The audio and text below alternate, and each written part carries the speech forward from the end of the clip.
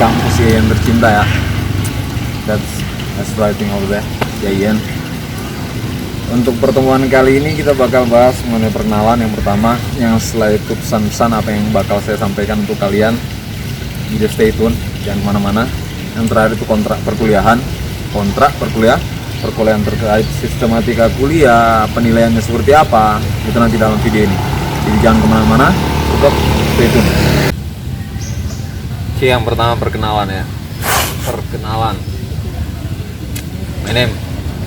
My name Ali Kartawinata. Sebagaimana yang tertulis di kanan, Ali Kartawinata. I come from Kendari, Southeast Celebes, dari Sulawesi Tenggara. Setelah itu, I was born in 7 August 1991. Saya lahir 7 Agustus 1991. So now I'm 29 years old. Saya sekarang umur 29. Untuk pendidikan S1-nya Akidah Filsafat Yayan Surakarta, lulus tahun 2014. S2-nya itu UGM Yogyakarta, lulus tahun 2017. Setelah 2017 saya langsung balik ke Yayan dan mulai ngajar sejak saat itu. Yang lainnya, saya tinggal di sini, saya masih ngekos, saya belum punya rumah sendiri dan juga belum berkeluarga ya. Jadi saya belum nikah, statusnya belum nikah ya. Jadi saya masih ngekos, adalah daerah sini, tapi kalian tahu kosnya di mana. Itu untuk mengenai diri saya. Untuk mengenai saya yang lainnya silakan nanti ditanyakan di perkuliahan. Kalau misalnya dalam perkuliahan kalau ada pertanyaan terkait diri saya sendiri, itu untuk mengenai diri saya.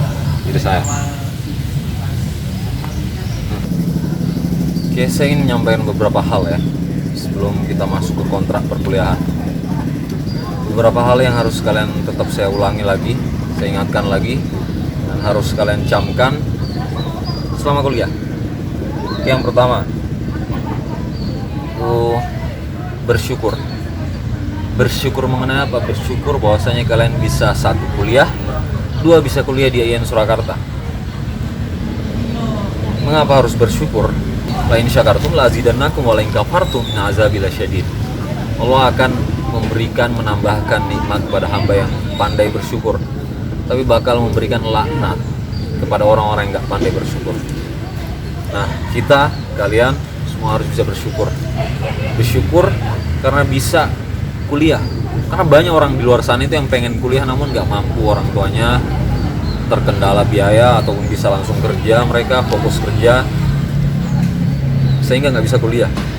Karena itu jangan lupa untuk bersyukur karena bisa kuliah. Yang kedua, bersyukur karena bisa kuliah di Yayan Surakarta. Bersyukur karena bisa kuliah di Yayan Surakarta. Mungkin Yayan Surakarta pilihan kedua atau pilihan ketiga ya bagi kalian, tapi tetap syukuri itu. Kalau kalian belum bisa mengetahui, belum bisa bersyukur karena tembus di Yayan Surakarta, coba cari yang orang-orang atau mahasiswa-mahasiswa yang mereka itu Yayan Surakarta pilihan pertama. Tanyakan, seneng nggak bisa kuliah di Yayan Surakarta? Niscaya kalian bakal takjub bagaimana mereka bercerita mengenai bersyukurnya bisa kuliah di Yayan Surakarta. Itu terkait bersyukur. Yang kedua, ingat niat awal Anda ke kampus ini itu untuk apa? Perbaiki niat, tajdidun niyah. Innamal a'malu binniyat wa innamal likulli imrin ma nawa. Segala sesuatu tergantung niatnya, dan pada setiap orang bakal mendapatkan sesuai dengan apa yang dia niatkan. Niat mengenai apa? Mengenai untuk apa kalian ke kampus ini? Yaitu untuk kuliah. Orang tua kalian itu menguliahkan kalian ke kampus untuk kuliah. Awedewe dikuliahane, kalian dikuliahkan. Jadi diantar ke kampus, dilepas ke kampus itu untuk kuliah, bukan untuk menjadi pemusik keren, menjadi motivator keren, menjadi pendaki gunung tertinggi, menjadi seorang anggota pramuka yang aktif, pembina pramuka yang aktif, ataupun menjadi ustadz. Enggak. Yang paling utama dari orang tua kalian Dan yang harus selalu kalian ingat, kalian diantarkan ke IAIN Surakarta itu untuk kuliah. Jadi harus utamakan kuliahnya. Jangan sampai mengutamakan yang lain. Ingat niatnya, perbaiki niat dari sekarang. Kesini untuk kuliah, bukan untuk yang lain. Oke, yang nomor 3, pesan yang ingin saya sampaikan ke kalian. Di mana bumi dipijak, di situ langit dijunjung. Maksudnya apa? Ketika kita itu berada di IAIN, berarti segala ketentuan, sistem peraturan IAIN itu harus dipahami dan ditaati. Ketika Anda berada di tanah Jawa, maka Anda harus mematuhi seluruh sistem yang ada di tanah Jawa. Kalau Anda berada di Sumatera, berarti Anda harus ikut hukum-hukum yang ada di Sumatera. Begitu pula dengan di IAIN Surakarta ya. Ya semoga besok UIN Raden Mas Said ya. Amin. Jadi ketentuan apapun itu dari jurusan, fakultas, institut, ya dijalani. Mengapa? Karena di mana bumi dipijak, situ langit harus dijunjung. Selanjutnya, dalam kampus itu ada UKM, ada Ormawa, unit kegiatan mahasiswa, organisasi mahasiswa, ada organisasi ekstern kampus juga.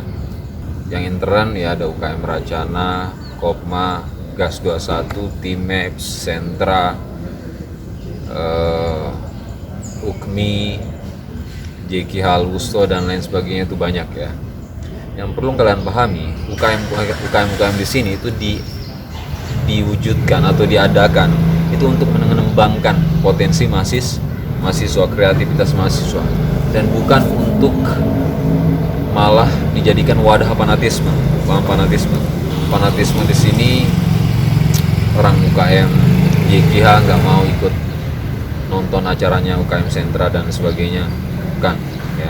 UKM di sini untuk mengembangkan potensi mahasiswa, jadi bukan untuk wadah fanatisme ataupun sarkastik itu berbuat seenaknya ke orang lain, itu sarkastik atau kasar yang nggak seharusnya ya. Jadi ketika Anda milih ikut UKM ya, ataupun ikut organisasi luar apapun itu, kembangkan diri Anda. Tapi jangan lupa poin pertama tadi, poin kedua, Anda kesini untuk kuliah. Jadi tetap utamakan kuliah daripada acara UKM, organisasi dan lain sebagainya.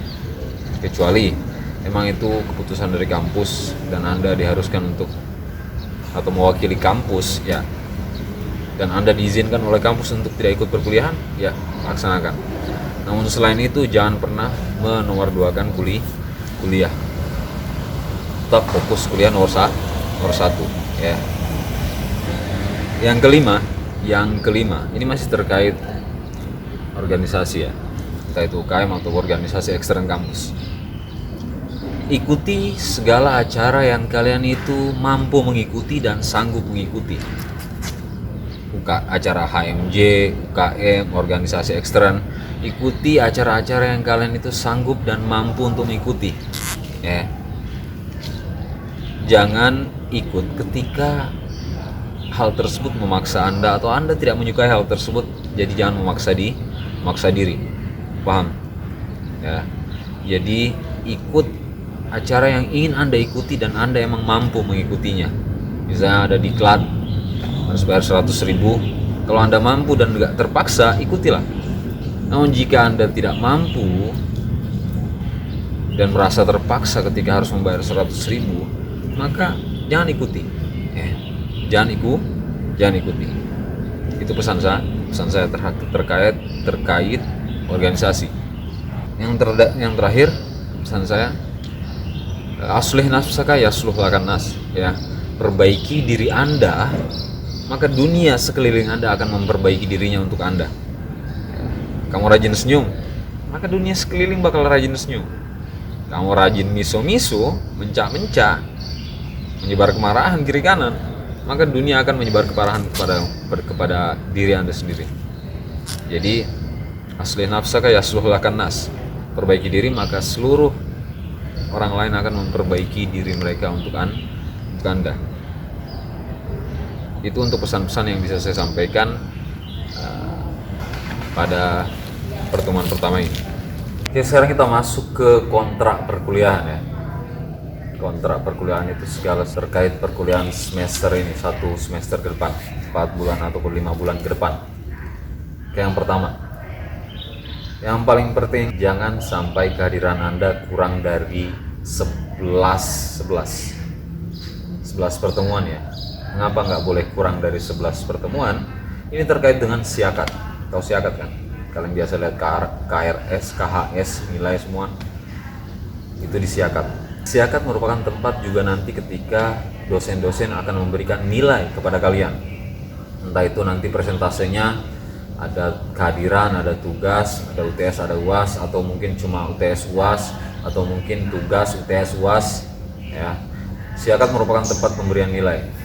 Yang perlu kalian ketahui, siakat itu jika kehadiran Anda kurang dari 11 pertemuan, maka siakat otomatis menghilangkan kolom nilai Anda. Kolom untuk mengisi nilai. Mengapa? Karena menurut siakat ataupun menurut sistem kampus, Anda tidak memenuhi syarat untuk mengikuti UAS. Jadi kolom nilai UAS-nya hilang, nggak ada. Bagaimana saya bisa memberikan kamu sesuatu kalau saya tidak bisa menggapai kamu? Bagaimana kamu bisa masuk ke dalam suatu ruangan jika pintunya nggak ada? Gimana dosen bisa memberikan nilai jika kolom nilainya nggak ada? Dan itu yang hilang bukan cuma kolom nilai UAS, tapi kolom nilai UTS juga hilang. Ketika kehadiran kamu cuma 10 ke bawah. Namun jika kehadiran kamu cukup 11, masih selamat. Maka jangan sampai kehadiran Anda kurang dari 11 pertemuan ya. Jadi dalam perkuliahan itu ada 16 kali meeting, 14 itu kuliah normal, 2 itu untuk UTS dan UAS, 11 di sini masuk ke dalam 14. Jadi kehadiran kalian minimal 11 kali pertemuan itu yang wajib ya. Kalau Anda masih ingin diberi nilai, masih mau dapat nilai, jangan kurang dari 11 pertemuan. Simpelnya seperti itu. Itu untuk kehadiran. Selanjutnya, untuk presentase penilaian dalam perkuliahan saya nggak banyak ngambil, saya nggak membagi banyak. Cukup 3 UTS, UAS, dan tugas. UTS, UAS, dan tugas. Tapi mostly saya bakal mengambil nilai akhir antara UTS dan UAS yang tertinggi yang mana ya. Jadi kalau misalnya UTS Anda itu 2,5, maka usahakan UASnya 3,5 ataupun 4 bahkan ya. Untuk tugasnya itu nanti pelengkap untuk membantu jika nilai UTS atau UAS Anda itu tidak mencukupi. Oke. Jadi untuk persentase penilaian paling banyak diambil dari UTS ataupun UAS. Yang tertinggi yang mana? Itu dalam perkuliahan saya. Yang tertinggi yang mana? Itu yang diambil. Jadi jangan sampai, usahakan nilai Anda itu jangan sampai di bawah 3. Di bawah 3. Usahakan di atas 3. Oke. Itu untuk persentase penilaian. Selanjutnya untuk metode ujiannya, yang perlu kalian pahami ketika ujian seperti ini, saya udah nggak pakai lagi yang namanya esai ya. Maka kedepannya media untuk ujian itu akan menggunakan Google Form dengan sistem kuis, di mana Anda akan dapat melihat langsung nilainya di akhir setelah Anda menyelesaikan ujian tersebut. Google Form di sini kemungkinan soalnya bisa 40 untuk UTS, UASnya 80. Mengapa kelipatan 4? Karena nilai siakat itu paling tinggi 4. Nilai kampus itu paling tinggi 4. Dalam siakat nggak ada nilai 9 ya, adanya paling tinggi 4. Jadi 1,25, 1,5, 1,75, 2,25, 2,5, 2,75, 3, 3,25, 3,5, 3,75, dan terakhir 4. Nah, yang terakhir 4, maka kemungkinan soal untuk UTS ataupun UASnya itu kelipatan 4, entah itu 40 ataupun 80. Jadi persiapkan dirinya untuk UTS dan UAS. Itu untuk sistem ujian.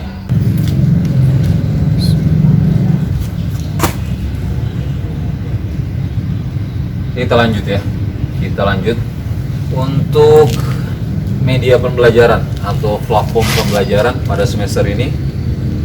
Mostly, kebanyakan saya itu menggunakan diskusi WhatsApp, chat.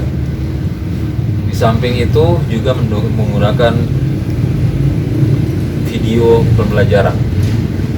Dalam hal ini ya video penjelasan saya sendiri terkait materi-materi yang akan kita bahas ke depannya. Jadi, tapi sebelum kita lanjut, mengapa saya memilih video? Sebagaimana kalian pahami, kita mungkin pertemuan pertama memakai video conference ya, video conference ataupun meeting seperti itulah. Ada bisa Zoom ataupun Google Meet.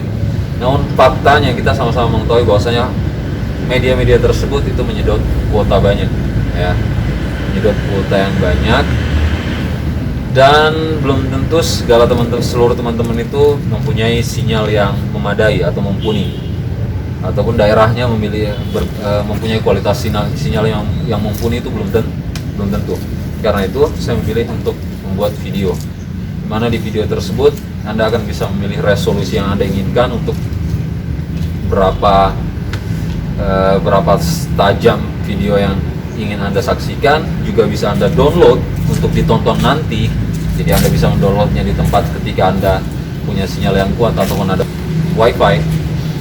Anda bisa downloadnya dan menyaksikannya di rumah. Nah, itu kenapa saya memilih untuk menggunakan video. Yang jelas, mostly kebanyakan media kita akan menggunakan diskusi lewat menggunakan WhatsApp. Setelah Anda menyaksikan penjelasan dari saya dalam media video. Jadi pada awal perkuliahan kita mulai perkuliahan, setelah itu kita lanjut, saya berikan link videonya, silakan disimak, ditonton, disaksikan, dipahami semampunya. Mungkin 30 menit ataupun 25 menit setelah itu kita balik ke grup lagi, WhatsApp grup, untuk melanjutkan diskusi mengenai materi yang disampaikan sebelumnya dalam video. Jadi jika ada hal-hal yang tidak dipahami, silakan ditanyakan saat diskusi. Itu terkait media pembelajaran. Untuk sistematika absen, dari sekarang saya minta profil atau info WhatsApp-nya silakan dirubah. Profil atau info WhatsApp-nya silakan dirubah dengan format NIM, setelah itu nama lengkap. NIM, setelah itu nama lengkap. NIM dulu underscore nama lengkap. Ya.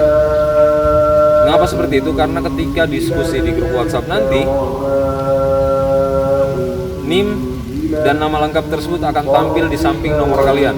Saya kan belum bisa nge-save nomor kalian, dosen belum bisa nge-save nomor kalian secara semuanya langsung.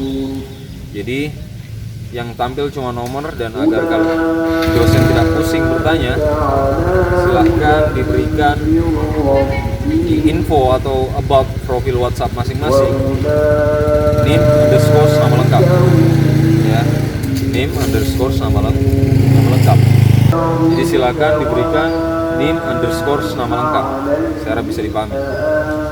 Untuk sistematika absennya, gimana saya bakal mengabsen? Ini untuk sistematika absen, gimana saya bakal mengabsen itu bakal seperti ini. Kita sama-sama tahu bahwasanya pesan apapun yang kita kirim ke dalam grup WhatsApp itu ada infonya. Nah, info ini mengandung apa? Mengandung kapan pesan tersebut sampai di HP pembaca dan kapan pesan tersebut dibaca oleh pembaca. Sampai itu kamu nggak perlu buka WhatsApp, udah sampai. Tapi dibaca itu kamu harus buka WhatsApp. Nah, itu untuk teks. Sedangkan untuk voice note, kebanyakan saya ngirim voice note. Voice note itu ada 3. Kapan dia sampai terkirimnya, kapan dia dibukanya, dilihat, bukan diputer ya, di playnya. Dan terakhir itu kapan di playnya. Jadi untuk voice note itu atau video itu ada 3 infonya. Kapan sampainya, kapan dilihatnya, dan kapan pesan tersebut diputar ataupun dilihat kalau video, diputar kalau voice note. Nah, Saya bakal mengambil absen dari hal-hal yang saya kirim ke grup, atau jawaban saya mungkin bisa juga. Jawaban saya kirim ke grup. Nanti entah itu di awal, kiriman saya di awal ataupun di akhir, saya tidak bisa pastikan. Yang jelas kalian harus stay tune di grupnya. Stay tune, mantengin WA. Kalau dibilang mantengin WA, ya mantengin WA. Mengapa? Itulah kuliah. Kamu masuk kelas nggak bisa, masuk bentar keluar nggak bisa. Masuk ya udah masuk sampai terakhir, kecuali kamu ingin ke kamar mandi atau lain sebagainya. Jadi saya bakal ngirim pesan saya apapun itu, entah itu jawaban atau kata absen. Setelah itu, setelah 10 menit setelah saya mengirim pesan tersebut, saya bakal capture info readernya. Dan barang siapa yang dalam 10 menit tersebut belum nge-read, belum membaca atau belum memutar voice note atau video yang saya kirim, berarti dia tidak intens di kelas. Dan karena itu saya nggak akan menghadirkan orang tersebut. Saya harap bisa dipahami ya. Itu mengenai bagaimana saya bakal mengabsen. Untuk contohnya kalian bisa lihat, ini contoh info readernya. Untuk pesan gimana info readernya, untuk voice note atau video seperti ini info readernya. Dan untuk contoh capturean absennya seperti ini, panjang ya, panjang. Itu mengenai bagaimana sistematika absen kita. Saya harap bisa dipahami. Jika ada pertanyaan, langsung tanyakan ke grupnya, grup WhatsApp-nya. Oke, terakhir ya, penutup. Saya harap apa yang saya sampaikan, segala yang saya sampaikan pada video kali ini dicamkan baik-baik, disimpan baik-baik, dilaksanakan. Mengapa? Hal-hal tersebut tidak hanya berlaku ketika Anda kuliah, namun juga berlaku ketika Anda keluar dari dunia perkuliahan atau masuk ke dalam masyarakat. Yang jelas, itu bukan cuma untuk kebaikan saya sendiri, juga untuk kebaikan Anda. Ya. Jadi dicamkan baik-baik, jalankan. Percayalah, jika Anda menjalankan semuanya, niscaya Anda akan tersenyum di akhir perkuliahan nanti. Tapi jika ada hal yang tidak Anda jalani dengan sebagaimana mestinya, niscaya Anda kurang tersenyum di akhir perkuliahan ketika melihat KHS, kartu hasil studi. Itu kartu nilai lah, seperti itu. Sebelum kita tutup, saya mau pesan satu. Kalau kalian butuh bantuan di luar perkuliahan, atau entah terkait perkuliahan juga, jika kalian butuh bantuan terkait perkuliahan ataupun di luar materi perkuliahan, apapun itu, dan Anda tidak punya orang lain lagi untuk dimintai bantuan, jangan ragu-ragu untuk ngechat saya ya, ataupun minta tolong ke saya. Selama saya bisa bantu, insya Allah saya bantu.